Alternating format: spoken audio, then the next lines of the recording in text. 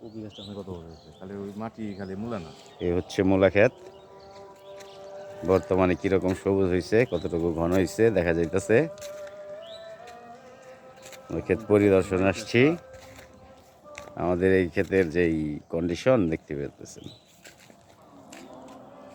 আমরা মূলত কফি গাছ লাগাইছি। এই যে কফি গাছ দেখতে পারতেছেন, কফি গাছও বড় হয়েছে। আমরা মূলাটি দু একদিনের মধ্যে কফি গাছের যেই গোড়াইগুলো আছে, মূলাগুলো এগুলো উঠাই ফেলাবো। কফি গাছ নাহলে পজিশন ঠিক হইতেছে না। এই দেখুন কফি গাছ মোটামুটি ভালোই বড় হয়েছে, মূলার সাথে পাল্লা দিয়ে বড় হয়েছে। কপি মূলার থেকে ভালো হয়েছে। এখন হইল দুপুর, এখন দুপুর আজান দিতেছে। যা কালার আমাদের ভালো হয়েছে, বিশাল বড় হয়ে গেছে গা। এই তো কপি গাছ তো ভালো বড় হয়েছে, মূল আসছে বড় বড়।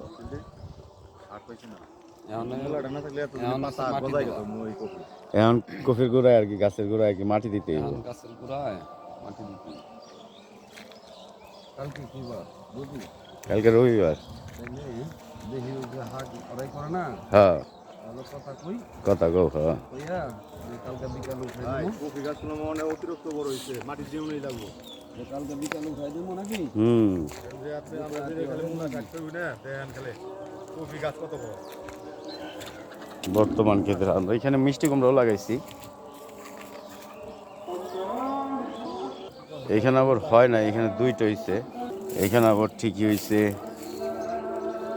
5-6টা।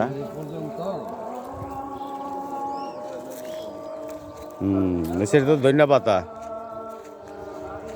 ধনিয়া ওই যে উঠতে আছে সব।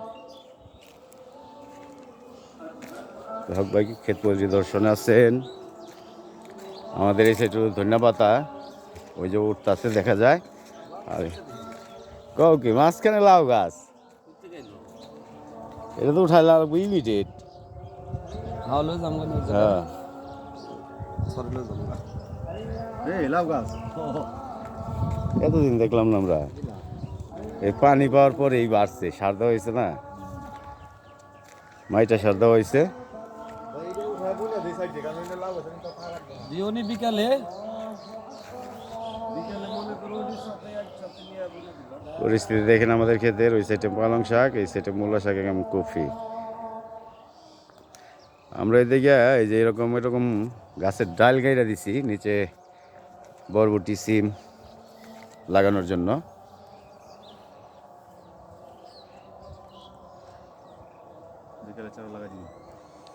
কৃষক আরেকজন এসে পড়ছে, এই যে উনিও প্রদীপী দর্শন আছে।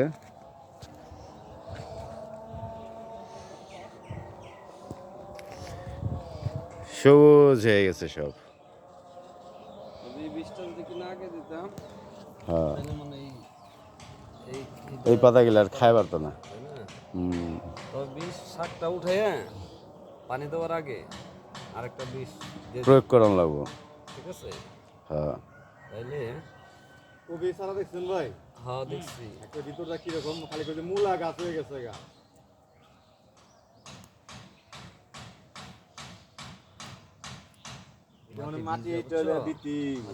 মাটি ভিজা এখনো। ঠিক আছে না? কাল পরশুই উঠান যাবে।